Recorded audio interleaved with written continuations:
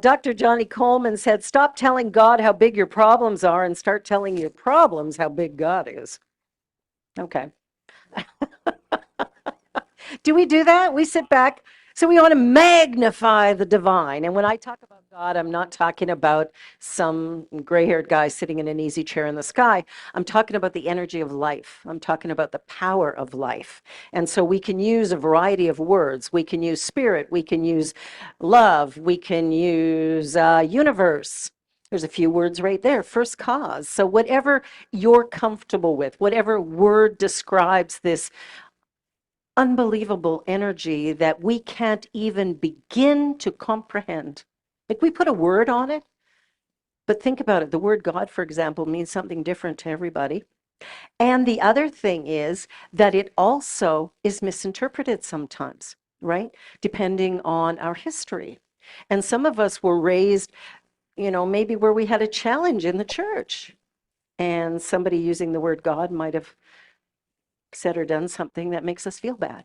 Or maybe we haven't been accepted by the church because of our lifestyle or whatever the case may be. So we want to pay attention to that word and realize that it only has the meaning we put on it. So pick a word, any word you like.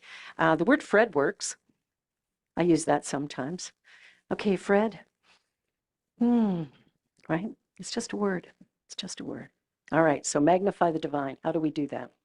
This energy that we're living, this life that we're living in, is a reflection of consciousness. That's the only thing it is, right? What we think about, we bring about. The way we focus our attention is actually creating the life that we're living. Do we like the way our life looks at the moment? Maybe yes, maybe no. The bonus is that we can change it. And the way we change it is to begin to look at how we think about things. So I had a very funny experience. A doctor gave me a shot of morphine for pain, and so that's all great. And so he asked me a while later whether or not it had done anything for the pain, and I said, well, not really. But here's what happened. About an hour after he gave it to me, he came to give me some news, to tell me something about the tests he'd been running. Now, I've got noise-canceling headphones on, Netflix on my phone, of course, the mask that the hospital makes you wear. And so I'm trying to talk to him. And of course, I'm talking very loud because I have noise-canceling headphones on. And I can't hear him because I have noise-canceling headphones on. But I've been given a shot of morphine. So I lower my mask so I can hear him better. So he asked me later, how are you feeling? Is the pain any better? I said, not really. But I said, the morphine's working well. I thought by moving my mask down, I could hear you. So the things we do in life and the way we look at life, we can look at, not feeling well one day and go, oh, this is bad, this is terrible, this is awful. Or we can sit back and go, yeah, my body's feeling questionable. However, I am alive and well. I am living in this thing. I'm not it. I live in it. And so I was able to be there, laugh with the doctor, carry on with the nurse, chat up my husband who is willing to sit there for 7 hours with me, and not gripe and complain, but rather just be with the experience. See, we have a choice. We can magnify the divine, which means in every moment we choose to act from a place of love, joy, peace, or we can be nasty and critical and judgmental and frustrated and angry, and we can complain about everything that's going on around us. But think about it for a minute. If our thinking is creating our world, and we're thinking about how bad it is, do you think that has an impact? Maybe? You're for or against it. If we're thinking along the lines that life is so hard and so bad and so difficult, the universe responds with a resounding yes. And by universe, I mean God or Spirit, Allah, first cause, responds to us through us. Everything going on in our lives.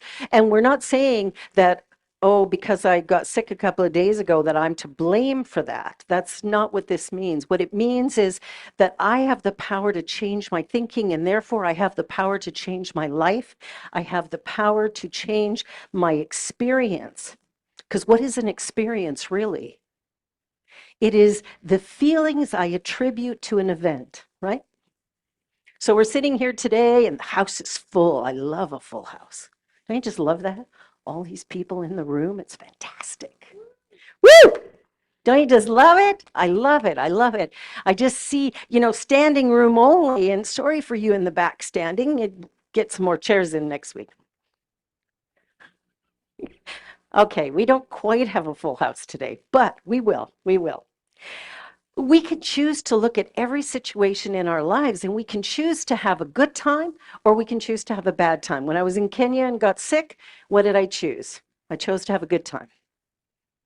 Yes, you could sit back and go, but you were sick. How could that be fun? You're on holiday.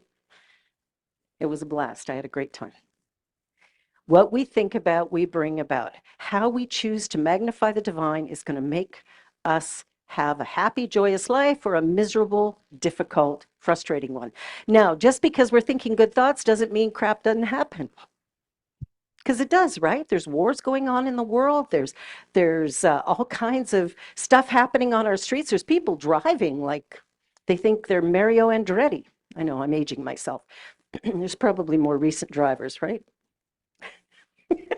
Yeah, he's so young he doesn't recognize the name Mario Andretti. Max Verstappen? Oh, that's the new guy. Okay. Phew. I obviously don't have time to watch racing anymore, but I'll get better. The thing is that we get to choose where we focus our attention, and what we focus on grows. Where are you placing your focus? Are you focusing on life is hard, life is rough, people don't like me, everything's bad, everything's wrong, life is hard? I used to do that all the time. And you know what? You know what's really funny? I got to be right. You ever notice that? That when you're having a really miserable day, it's a really miserable day all the way around, and you meet the most cranky people. It's fascinating. But you know what happens when you turn it around and you go, you know what? I'm just going to bring the love. I'm going to bring the love. I'm just going to look people in the eye, and I'm going to choose to just look people in the eye and go, I love you. I love you. I love you. I love you. I love you behind the camera. I love you. I love you. I love you. Abu, I love you. The energy that we bring to anything is the energy we bring to life itself, and the energy we bring to life is brought back to us multiplied and overflowing. What energy are you putting out? What energy do you want to bring back? Because you have the power. Anybody ever tell you that? You have the power. I have the power. I know, she's the singer. Um, it's one of Karen Drucker's, I Got the power in me, or something like that. Anyway, it's good. It's good. But there's this energy that we can work with if we choose, right? We can choose to look at life and go, oh, darn, I'm a victim. Well, I had a good friend who used to tell me there are no victims, there's only volunteers. I went, great, I'm volunteering for this, yay. The bonus is I can change it. I can move my energy. I can begin to think in a new way, and I can begin to create a world around me that feels better, one where I'm happier. And I do that by magnifying the divine. And how do I do that? There's a couple of ways. One is come here Sunday morning, 10:30 Eastern Time. That's a good way to magnify the divine, I think. Another way, of course, is to sit in the silence and to do meditation. We sit still and we listen. We take our attention from out here and we place it in here, because in here we know who we are. We know who we were created to be.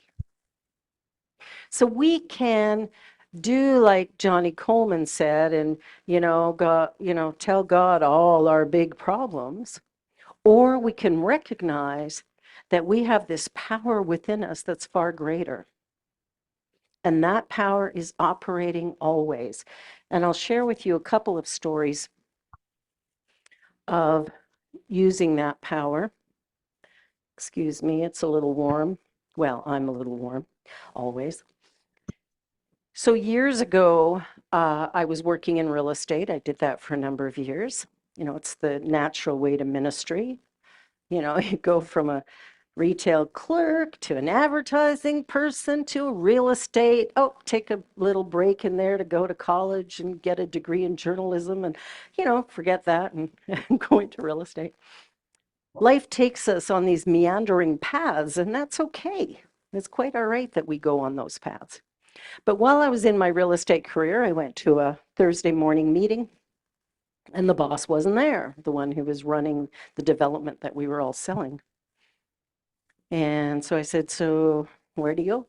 It's like, well, he's in the hospital. He had a heart attack last night. So right after the meeting, he zipped up to the hospital and said, hey, there's this thing that I do. Would you like me to do it with you? And he was like, sure. So we did treatment together, which also could be called affirmative prayer. That was a Thursday, and the following Thursday, he phoned me up to say that he had had an angiogram the day before and that his heart was completely healthy. That all of the tests they had done previous in the week that had shown that he had a major heart attack, the stress test, the ECG, all that, showed that he had had a major event. But when they were finally able to do the angiogram, the heart was clear. Not only was it not the heart of a 46-year-old man, he was told he had the heart of a 16-year-old boy. We have the ability to heal. We have the ability to change circumstance. So if we think about it, our body is built by our mind, right? So when we're thinking, well, I mean, imagine it for a moment. Doctors have told us lots of time, watch your stress. Because if you get too stressed, your body gets sick, right? You get heart problems or stroke or whatever. So how are we living? And when we're changing up everything that we're doing, when we start to focus on all that is beautiful, good, and right, we begin to create a new experience for ourselves and for everybody else as well. So we have the ability to do that. Another person that I worked with years ago, my hairdresser, my favorite person on the earth, because, getting your hair right, sorry, Rico, getting your hair right is really important. I know, but I didn't know you two then. This is before you. This is the Three other kids. shh. They might not be listening. It's okay. Having kids in the room could be a problem. I like children. No, I love you. The whole idea, though, is that this young man was diagnosed with HIV. His partner died of AIDS, and I did his partner's funeral service. And we were sitting back one day, I was chatting with him, and he said, could you give me a ride? He was at the hospital, so I picked him up and took him home. And when I got him home, I thought, boy, this guy's really, really sick. In fact, he was so sick, I had to almost carry him into his apartment. He couldn't function. And I'm thinking, how do I leave this person here by himself? He can't do anything. He's not healthy. Why'd they send him home? And they sent him home because there was nothing they could do for him. So I said, there's this thing that I do. Would you like me to do it with you? And he was like, sure. I said, what do you want? And he said, actually, I want to live. He said, for my whole life, I've never been afraid of dying. I've been afraid of living. Wow, okay. He said, I'd like to live. He says, I've never felt so much love as what I've felt since I got my diagnosis. His whole family, everybody checking on him every day, calling him every day, people dropping in to see him every day. So we did treatment together. And 2 weeks later, he was up 18 pounds. 4 months later, he was back to work as a hairdresser, standing. And when they tested his blood, they couldn't find the virus. That was 6 months after treatment. thing is that when we make a decision, okay, this is the power of decision. When we make a decision and we're clear about that decision, the universe responds with a resounding yes. And it happens quick, and it happens beautifully and easily and immediately. So I'm standing before you. 2 years ago, I couldn't have done that. I would have done my service seated. I have spinal stenosis. I couldn't stand. I used a walker. Is it more than 2 years? 2.5 years? And when I would go shopping with my child, I used a wheelchair because I could not stand for any length of time. So I did this thing that I do. There's this thing that I do. And I'd been doing it for a long time for my health. It took me a while. And I was flying to Kansas City, and the founder of the Unity movement, which is a similar movement to ours, had prayed herself to wholeness from tuberculosis in the 1800s. And as I was flying to Kansas, I thought, if she could do it, I can do it. And there was no opposing thought. I really accepted if she could heal her body, I could heal mine. And 4 days later, I got up out of my seat in that conference hall and I was able to walk. I was able to put my walker in the room of the hotel. I was able to dance that night at the banquet, and I haven't used the walker since. Our bodies are built by our mind. Our world is built by our mind. When we look at the chaos in our world today, how do we change that? We change it one person at a time. And the person we work with is ourself. You see, if I can show up as kind and loving and supportive, you just might think you could do it too. That you could love, that you could be happy, that you could be healthy. I had a spiritual epiphany when I was 27, and I know I've talked about this before. But when I had that, I was a heavy smoker. I smoked 4 packages of cigarettes a day. Wow. 100 cigarettes. They were in packs of 25. Only $2.15 a pack, though. For anybody who smokes these days, they're quite a bit more expensive than that. But I woke up 1 week after having this spiritual awakening where I just knew I had this feeling of the divine simply as love. That was it. It was just love. Just this warm feeling, like a wake up. It's like I walked in darkness, and then somebody flipped a switch, and all of a sudden I could see, and I could see differently. And what I saw was that this divine energy, whatever it is, was love, period. Full stop. It's not anything else. There is no judgment. We have never been judged by God. Never, ever. Can't. It's simply energy. It'd be like saying that electricity isn't working today. How come it's judging me? Right? Oh, we got an electrician in the room. Comedian too. But it's like we've got this idea because we've been taught that we were born in sin, but what if we were born in perfection? What if who we are is enough? What if the way we've been made is perfect already? What if we begin to love ourselves so much that it's easy to love everybody around us?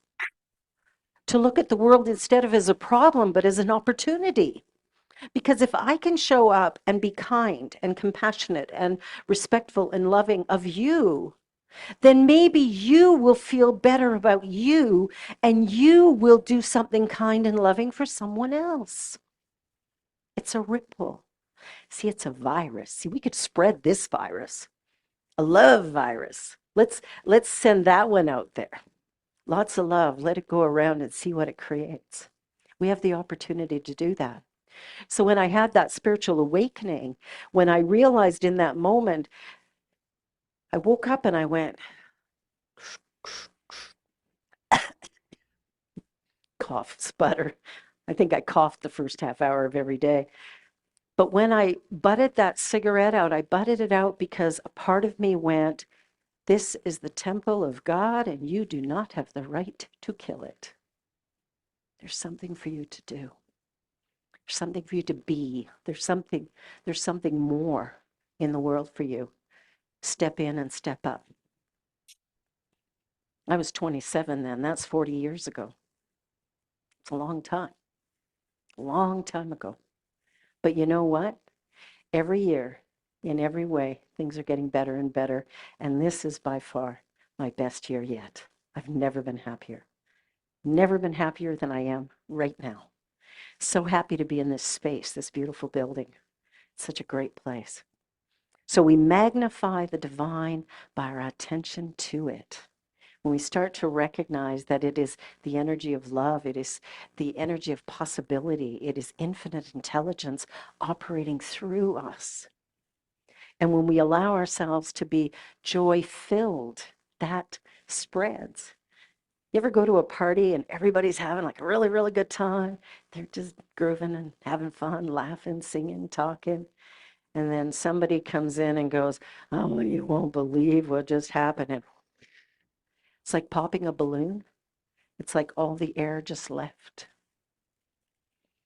And that's not to say we shouldn't talk about what's happening in our lives. Of course we should. But we want to pay attention. Do we live there or do we just visit? See, it's okay to visit our misery. We just don't want to live in it, right? So we magnify the divine through our prayer work. We do it through our meditation practice. We do it through the materials that we read. We do it through the journey that we're walking. So I'll share a love story, which I probably talked about last week, but I'll talk about a little bit more today. And that's my brother who shares love wherever he goes. And so when he was standing on a bridge beside someone who wanted to jump, he said to him, I love you. I love you. 3 little words. Didn't know the kid at all. But he said, I love you. He saved that kid's life because eventually that kid got on the right side of that little barrier. And that's, I think, when my brother could take a exhale, knowing the kid isn't going to fall into the traffic below. We all have within us the ability to be heroes. And it's not something we do out there. It's the way we live in here. When we come to terms with who we are and we go, you know what? I was created and I'm here. I'm here in life today. So there must be a reason. And whatever that reason is, can I live it? Can I allow myself to just fully be who I am and be okay with it? You know, like when I pull my mask down so I can hear my doctor. I had one other funny moment when I was very young, walking down the street with some girlfriends, chit-chatting, having a good time. Good-looking guy across the street, turn around, bang, right into a post. Ended up with a goose egg about this big, and my friends rolling on the ground with laughter. It was very funny. We do stuff. We make mistakes. We we have good days and bad days, ups and downs here and there, but through it all, we can choose to love. When I went to Kenya and got pneumonia, I could have been miserable. I'd have been miserable all by myself in my room, but I wasn't. And so all these people around me just kept hanging out with me and talking to me and telling me stories and being with me. And then I would phone home, let everybody know, and oh, it's okay. Yes, I'm sick, but I'm good. There's an energy of possibility that lies within us, and we all can tap into it. And are you ready to tap into yours? Are you ready to be that magnificent person that you were created to be? Are you ready to really shine and celebrate who you are? Are you ready to smile and laugh and be? because you have the ability to do that. It is true, yeah. Not someday, but right here, right now. So I invite you to magnify the divine and be what you were created to be. Perfect, whole, and complete, and celebrate you. Thank you.